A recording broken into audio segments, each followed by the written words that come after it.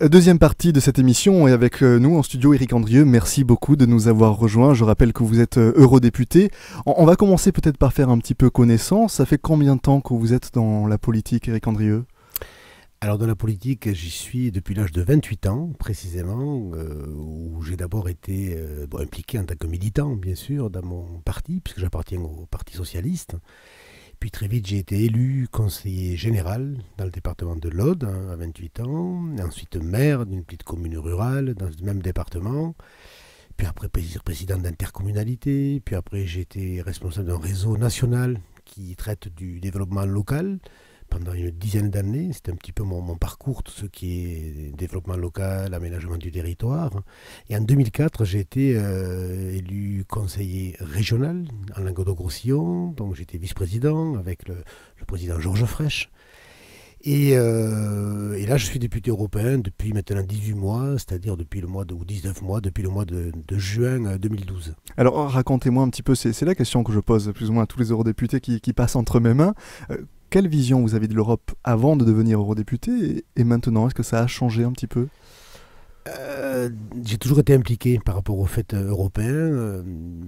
À l'époque, lorsque j'étais conseiller général, j'étais vice-président délégué donc à la gestion des fonds et des programmes, tout ce qui arrivait de l'Union européenne. Ça a été également mon mandat lorsque j'étais au conseil régional, Languedoc-Roussillon, puisque je traitais de tout ce qui était des contrats avec l'Union européenne, mais également des contrats avec l'État. Donc toute cette partie-là ne m'était pas inconnue. Et c'est vrai, il est vrai que j'ai toujours aspiré à un mandat européen parce que je considère qu'en l'état, finalement, de la modification des repères, de l'évolution rapide à l'échelle mondiale, la dimension européenne, à la fois du point de vue géopolitique, du point de vue stratégique, du point de vue économique, du point de vue de la protection sociale, était une échelle essentielle en ce début de XXIe siècle. Et ça fait très longtemps que j'étais sensibilisé. Alors, il est vrai que le fait d'être aujourd'hui au sein du Parlement, on le vit non pas de l'extérieur, mais on le vit de l'intérieur. Et il est vrai que ça prend une dimension totalement différente et qu'on en voit à la fois les arcanes, les limites bien sûr, mais également les enjeux. Et quand on peut devenir, c'est un privilège, à la fois acteur agissant de l'intérieur, c'est vrai qu'on se sent, empreint d'une responsabilité qui n'est pas mince, que bon nombre de nos concitoyens ne mesurent pas aujourd'hui, mais qui fait que, en termes d'acteurs politiques, à la fois issus d'un milieu rural, ayant milité longtemps, puis je continue toujours à militer, parce que je crois que c'est un acte essentiel, avoir ce niveau de responsabilité, d'abord à la fois ça rend humble, je dois le dire, parce qu'on en mesure la complexité, on en mesure la dimension, on mesure des rapports d'autre nature, sans pour autant oublier, et je crois que c'est l'instant finalement, ou la période, que, dans tous les cas c'est ma lecture, que le lien entre le local, ce qu'on vit au quotidien sur nos territoires, qu'on soit du milieu rural, du périurbain, de l'urbain, et puis le lien avec le mondial, finalement, ou le global, comme on le dit souvent communément dans ce jargon, n'est jamais aussi proche, quoi.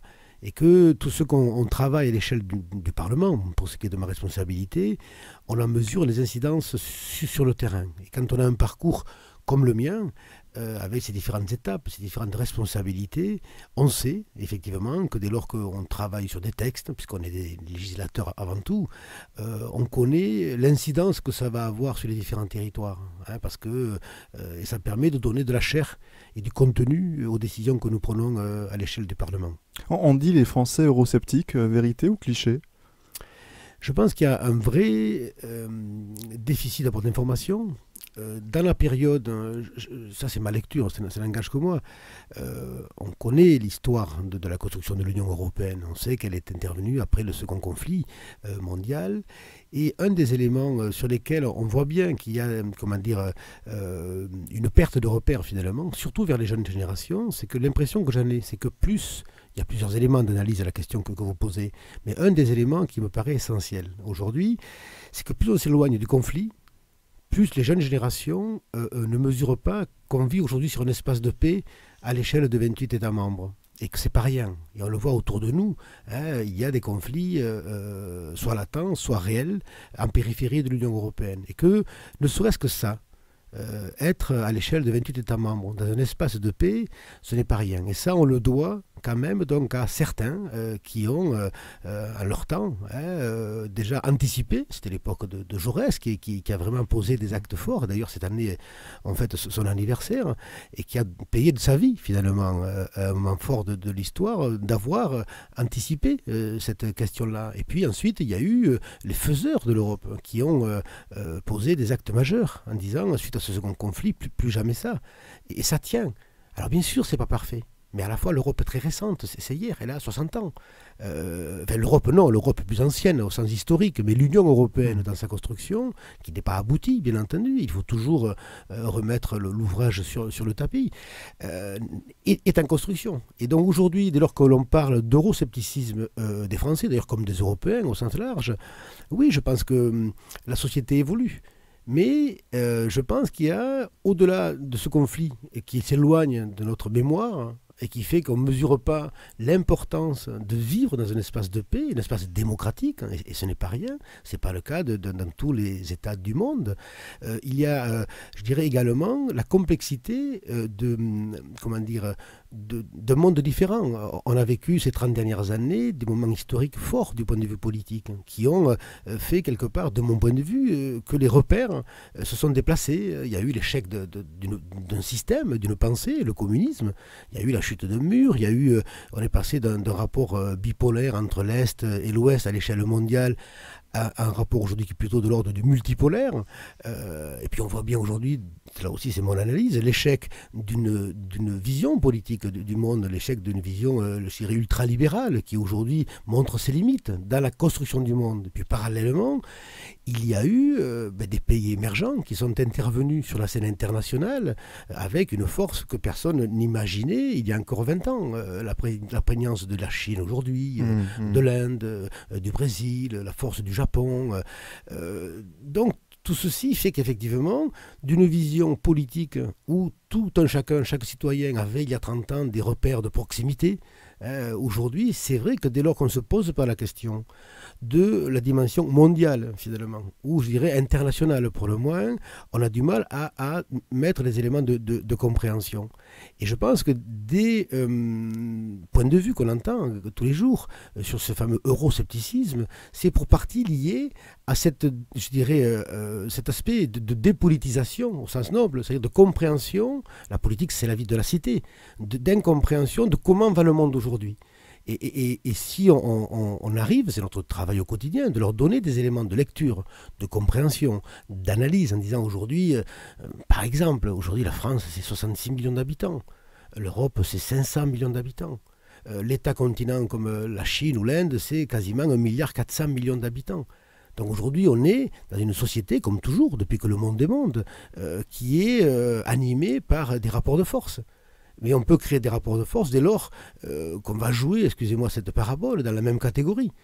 Et aujourd'hui, imaginez qu'on peut penser le monde de demain à l'échelle d'un État membre, fût-il la France, à 66 millions d'habitants, ça ne me paraît pas être adapté à la situation contemporaine que nous vivons. Et donc je pense que cette notion-là d'histoire, d'éloignement du conflit, cette notion-là, je dirais, de dépolitisation, au sens pas partisan du terme, mais de compréhension d'une société contemporaine, font que les gens vont à la facilité et que dès lors qu'on est en crise économique, et la crise de 2008 l'a accentué, on se replie sur soi, c'est des phénomènes naturels. On a plutôt tendance donc à penser que le petit c'est le meilleur ou c'est le mieux, le fameux adage du small is beautiful. Donc, et je pense qu'il faut repartir à la conquête de la pensée politique, à la conquête de la conscience politique, et en étant convaincu qu'aujourd'hui, même si cette mondialisation ne nous convient pas aux uns et aux autres, c'est mon cas, mais on est au cœur d'un phénomène de mobilité, d'échange, de culture, de langue, qui fait qu'on ne peut pas nier ces échanges-là à l'échelle planétaire. Et du coup, il faut réinvestir la politique, réinvestir les repères et revenir sur les valeurs, le sens, L'engagement, il faut que le politique, c'est mon sentiment, réinvestisse le sens de l'action politique, le sens du fait politique. Et que, effectivement, après on va rentrer dans des débats plus techniques, ou plus économiques, plus monétaires, où aujourd'hui on doit s'interroger sur la déviance que le monde a vécue ces dernières années par rapport au poids de la finance, au regard de l'économie réelle, sur les disparités qu'il y a entre les chefs de grandes entreprises et les salariés, la question de protection du droit du travail, la protection des droits humains, tout simplement, à l'échelle internationale. Mais ce sont des questions fondamentales, mais on assiste effectivement à des mouvements de repli sur soi, mais qui sont entraînés, je pense, par de l'incompréhension et puis des éléments de crise économique tangibles et réels du moment. Au début de votre intervention, vous me parliez de la problématique d'informer, peut-être que c'est un souci d'information. Comment l'eurodéputé que vous êtes informe et tient au courant ses électeurs des actions que vous menez au Parlement ? C'est un sujet difficile que j'ai découvert, puisque quand on est eurodéputé, c'est un vrai métier, un véritable engagement. Le rôle de l'eurodéputé, c'est d'être présent au Parlement, de travailler dans des commissions pour faire avancer ses propres responsabilités, à la fois avec une conscience citoyenne, mais aussi parce qu'on est ambassadeur d'un État membre, même s'il ne faut pas mélanger, on n'est pas sur du repli sur l'État. Donc ça implique que nous sommes au Parlement à Bruxelles, donc dans des commissions de travail, c'est 3 semaines par mois. En gros, moi j'y suis, ça dépend le travail que l'on mène, mais moi j'y suis souvent du lundi au mercredi ou du lundi au jeudi. Et on est 1 semaine par mois à Strasbourg pour délibérer du lundi au jeudi. Ce qui laisse peu de temps, finalement, et ça je l'ai découvert depuis 18 mois, je ne l'imaginais pas, je l'avoue, peu de temps pour aller à la rencontre des citoyens, des acteurs de l'économie, du social, les employeurs, les salariés, donc, et le monde de l'éducation, de la culture, de l'agriculture. Donc il faut s'organiser, et c'est vrai qu'il faut un certain temps. Et donc moi, pour ma part, je consacre mon temps au Parlement, c'est vérifiable bien entendu, mais également, dès lors que je suis en circonscription, je fais en sorte systématiquement de m'imposer, d'aller dans des établissements scolaires, d'aller rencontrer des organisations professionnelles, des élus, des militants également, pour essayer, à mon niveau, de diffuser, d'expliquer, de donner les éléments de compréhension, d'analyse, de telle sorte que l'habitant d'un jour devienne citoyen européen, mais à la mesure de son engagement. Parce que je crois qu'il faut aussi, sur cette question-là, ne pas se mentir.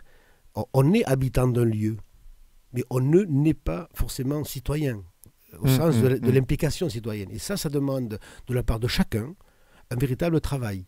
C'est-à-dire que l'on doit construire, au fil de son parcours de vie, sa propre citoyenneté. Et ça implique à ce qu'on aille chercher de l'information, on aille soi-même aller à la rencontre de tels responsables pour comprendre. Et parce que rien n'est pire que le repli sur soi, rien n'est pire que l'ignorance. Et bien souvent, je dirais que c'est vrai que c'est un vrai travail de notre responsabilité d'amener l'information, mais c'est aussi important que l'habitant d'un lieu, avec ce souci-là de devenir citoyen, aille chercher l'information pour comprendre les enjeux de son environnement. Moi, je fais, bien sûr, j'ai tous les outils, comme tout un chacun, Internet, un site, un Facebook, je tweete comme tout le monde tweete aujourd'hui, quasiment, et j'essaie effectivement de faire partager mon quotidien, et puis de dire à tout un chacun ce qu'il en est des enjeux de l'Union européenne. Mais je reconnais qu'on manque de moyens pour pouvoir diffuser, non pas la pensée européenne, c'est pas la question, mais l'enjeu européen, l'enjeu de l'Union, ce que ça représente aujourd'hui, et quel est finalement le projet d'avenir pour nos enfants. Alors, on se renvoie là directement aux élections qui vont arriver. Alors, en France, ça se suit juste après les municipales. Est-ce que vous n'avez pas peur un petit peu que déjà ça soit bouffé par cette élection qui peut être un peu plus importante aux yeux des Français, car déjà nettement plus locale, ils voient concrètement les répercussions. Et est-ce que, comme certains de vos confrères, vous avez peur d'une montée des extrêmes sur ces élections européennes à venir ? Alors vous posez 2 questions dans la question. La question, le terme bouffé est assez juste finalement, parce que effectivement aujourd'hui, en France tout au moins, tout le monde est mobilisé par la municipale. C'est une réalité, je la rencontre au quotidien. Et ce que je dis, je veux dire comment je procède dans cette période-là, dans cette séquence-là, c'est qu'effectivement la municipale est une élection importante. Comme l'an prochain, lorsqu'il y aura les départementales ou les régionales, ce sera une élection importante pour le pays. Mais que si nous voulons changer la donne, si nous voulons réorienter les politiques, qu'elles soient monétaires, économiques, de protection sociale, ça passera, ou d'harmonie, ou d'équilibre, ou de répartition de la richesse, ça passera par une réorientation des politiques de l'Union européenne. Et que si l'élection locale est importante, je pense qu'il faut sensibiliser les Français, puisqu'on parle de notre pays, de notre circonscription, Grand Sud-Ouest, il faut sensibiliser les électeurs à l'enjeu certes de l'élection locale, mais à l'enjeu ô combien important de l'élection européenne du 25 mai. Alors aujourd'hui, bien sûr que je suis sur le terrain tous les jours, et nous rencontrons, un intérêt par rapport à l'Europe. Moi, je rencontre des militants, je rencontre des élus, je rencontre des professionnels, du monde associatif, tout ce qui touche à l'éducation populaire. Il y a de fait à la fois de l'intérêt du questionnement, mais il faut qu'on soit en capacité d'amener des éléments d'analyse, de compréhension et de prospective.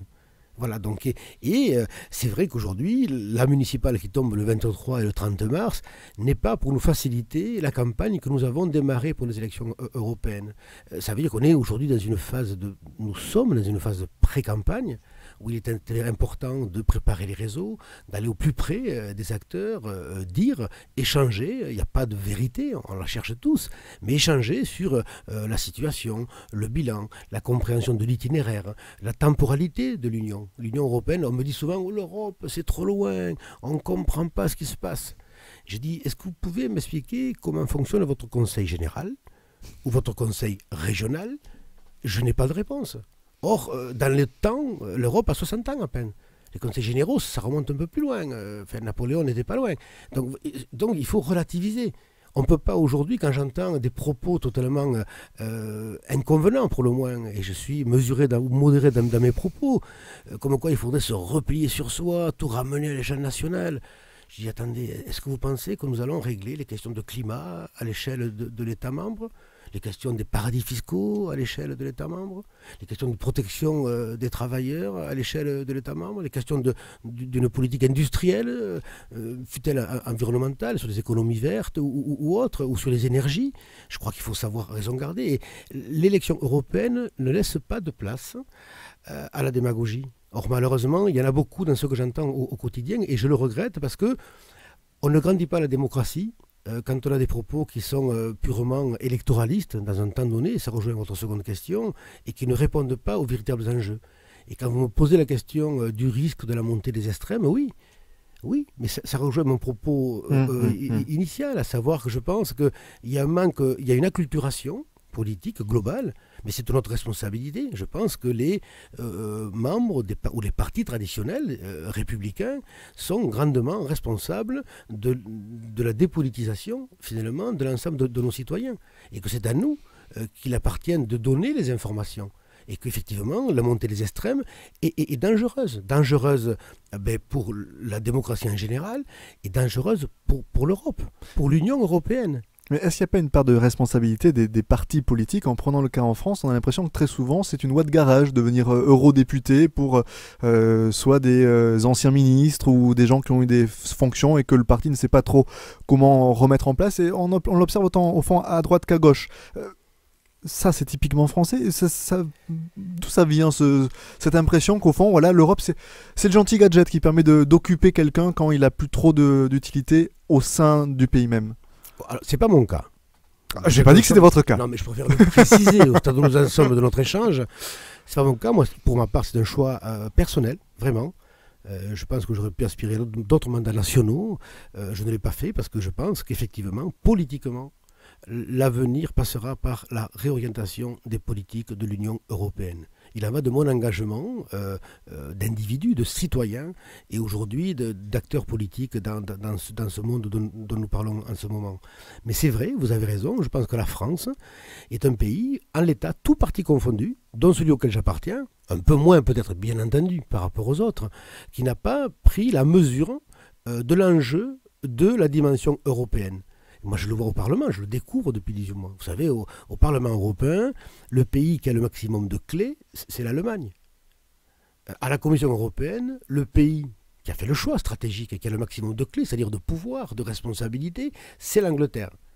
Pourquoi? Parce qu'ils ont choisi, dès lors qu'un député européen faisait son travail, il n'avait pas la garantie, mais il était assuré de pouvoir être reconduit sur 1, un oui, deux, voire trois mandats. En France, nous avons une fâcheuse habitude, tout parti confondu, de remettre dans le pot commun l'ensemble donc des parlementaires. Et ça, je pense que c'est un problème de fond sur lequel il faut que nous revenions, nous analysions, pas maintenant, on est à quelques jours de l'élection, mais sur les modes de désignation et de composition de nos futurs eurodéputés, qu'il y ait une sorte de pacte, finalement, en disant, voilà, j'y vais, c'est un choix, je m'engage, parce que c'est c'est une assemblée complexe, riche mais complexe. Imaginez-vous, 28 États membres, 28 cultures, 24 langues. Donc ça veut dire que c'est passionnant, parce que le continent européen, c'est pas rien à l'échelle du monde. C'est riche du point de vue de la diversité, de l'échange, de l'intelligence collective, de la construction, de l'imagination, de la pensée profonde. Parce que on mesure bien, quand je parlais tout à l'heure d'humilité, que là, chacun amène une pierre à l'édifice, et que la co-construction n'est pas que de la théorie, ça prend cher dans cette assemblée-là. Mais que pour co-construire, il faut du temps. Il faut du temps pour se comprendre, pour s'échanger, pour accepter nos différences, pour construire ensemble. Et que dès lors qu'on change tous les 5 ans, comme ça, sans logique réelle, ça fragilise la France sur l'échiquier européen.